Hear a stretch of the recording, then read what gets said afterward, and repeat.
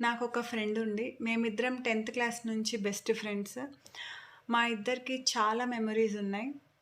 మేము ఒక 2 years back వరకు కలిసే ఉన్నాము. ఇప్పుడు ఏమైంది అంటే, తనొక యూట్యూబ్ ఛానల్ 2 ఇయర్స్ బ్యాక్ పెట్టింది. ఫస్ట్‌లో బానే మాట్లాడేది. మెల్లిగా సబ్స్క్రైబర్స్ వచ్చి, తనకి ఫేమ్ వచ్చినప్పటి నుంచి ఇగ్నోర్ కొడుతుంది. సారీ, నేను తన పేరు చెప్పట్లేదు.